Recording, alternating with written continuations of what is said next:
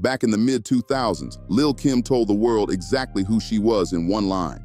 Put some respect on my name, period. She wasn't asking. She was done waiting for it. Kim has talked openly about coming up in relationships where men tried to tear her down. People really forget that the first few surgeries that she had was because her ex-boyfriend kept breaking her face. And every time they would argue, he would punch her in the face and break her nose. Telling her she wasn't enough, that she was ugly, that without them she'd be nothing. And instead of letting that wreck her, she took every single one of those moments and flipped them into fuel. That's the foundation of who she is, and it matters here. Because this story isn't really about 50 Cent clowning somebody online.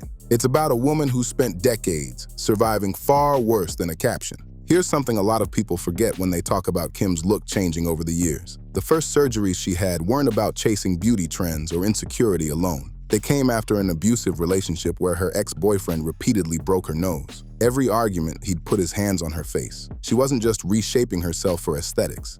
She was rebuilding. Reason, even though, this ain't had nothing to do with 50. 50 decided to get on Instagram and he shared a picture of Kim next to an eye. I guess that was saying. That context gets lost every single time someone wants to crack a joke about her appearance. And it's worth saying out loud before we go any further. So fast forward to recently, and 50 Cent decides, for no real reason anybody could figure out, to reignite a feud that most people thought was just background noise at this point. He got on Instagram and posted a video of Kim performing, crouched down low on stage and wrote in the caption, "Lol, the knees are the first thing to go when 304s get old." A 304, for context, is slang meant to degrade women. He wasn't being subtle about it. Now let that sit for a second. This is a man who had an entire moment at the Super Bowl in 2022, performing upside down. And when people came at him about his weight, he was genuinely hurt by it. When I was younger, I've had a lot of relationships where men used to tell me, I wasn't all that and I was ugly and how without them I would never be nothing. Well, now that I'm older,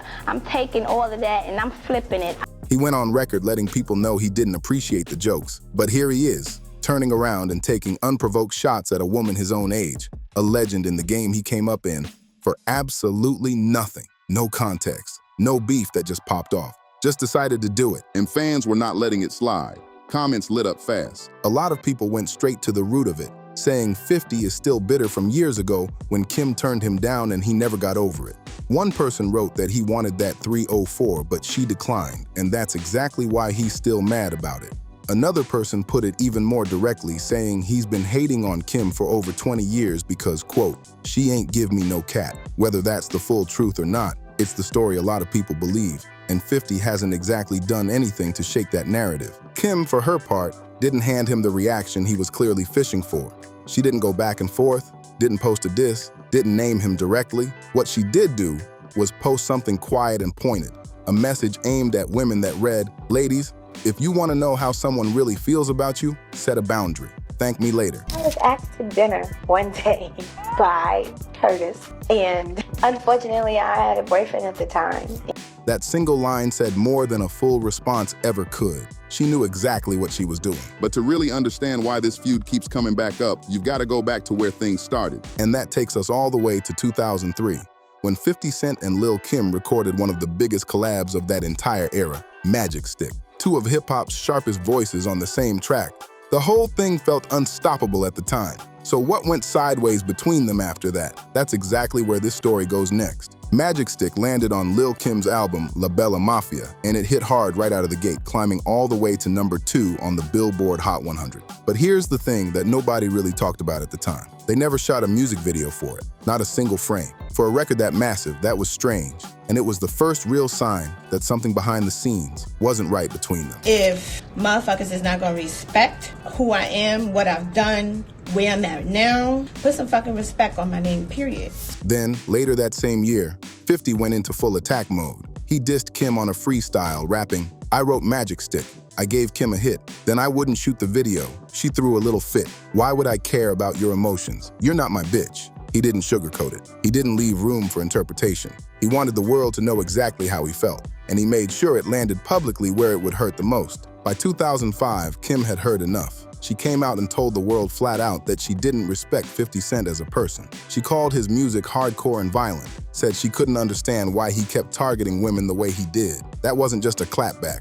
That was a full character assessment delivered to the press. The gloves were completely off. Now, they did try to patch things up at a couple of different points, which makes the story even messier. In 2007, Kim actually jumped on a track with 50 called Wally Wally, which was essentially a sequel to the original Magic Stick collab. Then in 2011, they were spotted in the studio together, and they even performed Magic Stick live for the very first time. That should have been the reset button. Two legends, old tension squashed, moving forward. But that's not what happened. 50 couldn't let it go. He kept circling back. Fast forward to 2021, and he was back at it again, trolling Kim publicly and mocking how she looked. Kim fired back at one of his posts directly, writing, "You're so obsessed with me. This is getting creepy. This one ain't it, bro. Not funny at all. I was hoping to laugh with you, but you're corny. Boo, you're falling off. I'm too bad and too fly in this video.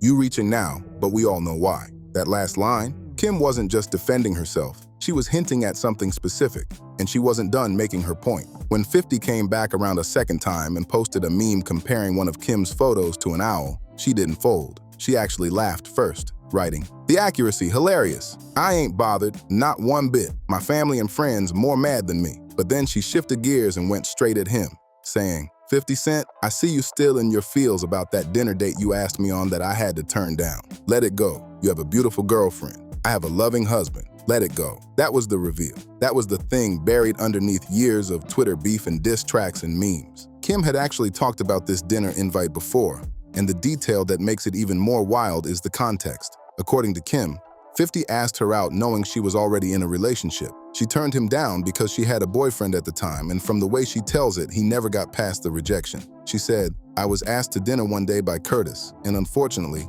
I had a boyfriend at the time." I've had a lot of relationships where men used to tell me, I wasn't all that and I was ugly and how without them I would never be nothing. Well, now that I'm older, I'm taking all of that and I'm flipping it. Look, I am somebody and I don't need you to do this. I'm doing it myself, and now's the time to build up my self-esteem. That's not a rap beef origin story. That's a bruised ego that followed them both through 2 decades of public life. And now we get to the part of this story that tends to get completely swallowed up by all the noise. The conversation around Lil Kim always ends up in the same place, which is her appearance and the surgeries she's had done. Nobody's pretending that didn't happen. The changes are visible, and a lot of people over the years have been pretty brutal about it. But what gets skipped over every single time is the reason behind it, the real reason. Kim has been open for years about struggling with her self-image. The low self-esteem didn't come from nowhere, and it didn't start with fame. It's something she's carried her entire life, and that context matters more than most people have been willing to give it.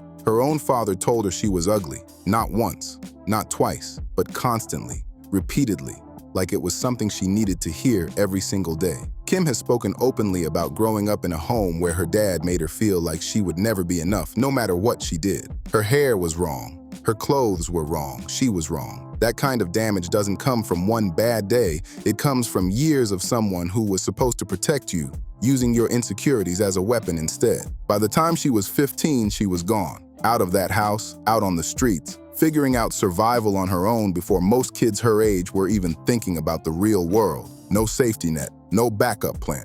Just a teenager carrying wounds that hadn't even had a chance to heal yet. And then the relationship started. Here's where it gets even harder to sit with. Because the men Kim got involved with didn't break the pattern her father set, they continued it. Different faces, same damage. Men who took out their own pain on her, who made her feel small, who repeated every ugly thing her father had already planted in her head. And one of the most famous men on the planet was part of that cycle. Biggie Smalls, the man the whole world celebrated. Kim has talked about how violent that relationship was behind closed doors. She's described being choked until she lost consciousness. Jermaine Dre has spoken about being in the studio and witnessing Biggie pull a gun on her. This wasn't gossip. This wasn't rumor. This was Kim's actual life, playing out in rooms full of people who looked the other way. But it didn't stop with Biggie. The men who came after him weren't any safer.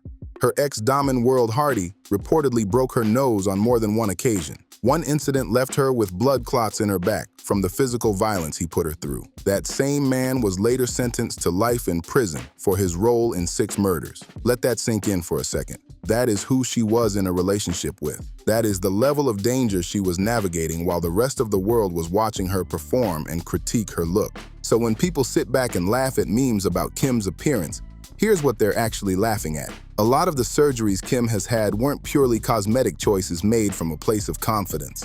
Many of them started as reconstructive work. She was literally rebuilding her face after men put their hands on her. She was fixing injuries she never asked for and never deserved. And then layer on top of that, the deeper psychological damage that was running underneath all of it. Kim has talked about how nearly every man she dated cheated on her. And not just that, but cheated on her with women who fit a very specific European beauty standard. Lighter skin, longer hair, features that looked nothing like hers. And those men made sure she knew it. They made sure she understood in the most painful way possible that the way she naturally looked wasn't good enough for them. That is colorism doing exactly what it was designed to do. When the people who claim to love you spend years sending the message that your skin is too dark, your nose is too wide, your features aren't the right kind of beautiful. Eventually, that message gets inside. It doesn't matter how strong you are. It doesn't matter how talented you are. Repeated trauma from the people closest to you leaves marks that run deeper than anything visible. Kim said it herself. I've had a lot of relationships where men used to tell me, I wasn't all that and I was ugly, and how if without them, I would never be nothing. Well, now that I'm older, I'm taking all of that and I'm flipping it. Look, I am somebody and I don't need you to do this. I'm doing it myself, and now is the time to build up my self-esteem. Read that again. That's not someone talking about a bad breakup. That's someone describing years of psychological warfare dressed up as love. When you understand all of that, the whole conversation around her appearance shifts completely. This isn't a story about someone who went too far with plastic surgery for fun. This is a story about a woman who spent her entire life being told she was ugly by the people who were supposed to see her clearly, her father, her partners, the industry. And when you have the money and the access and the desperation to finally feel like enough, that internalized pain finds an outlet. It shows up in extreme ways because the damage that created it was extreme. So yeah, 50 Cent can keep posting his memes. He can keep getting his laugh. But what he's actually poking at every single time is a woman who survived things most people wouldn't walk away from intact. A woman who built a career and a legacy while carrying trauma that would have broken a lot of people long before they ever had a chance to shine. The jokes land easy when you don't know the full story. But now you do. This is bigger than hip-hop beef. This is bigger than before and after photos. This is about what happens when a young girl grows up being told she isn't beautiful, is then surrounded by men who confirm that lie over and over, and still manages to stand up and become one of the most influential women in the history of this culture. That's the real story of Lil Kim. Drop your thoughts in the comments below. Do you think the conversation around Kim's appearance would be different if more people actually knew what she went through? And if you've been rocking with this series, make sure you're subscribed because we're just getting started. See you in the next one.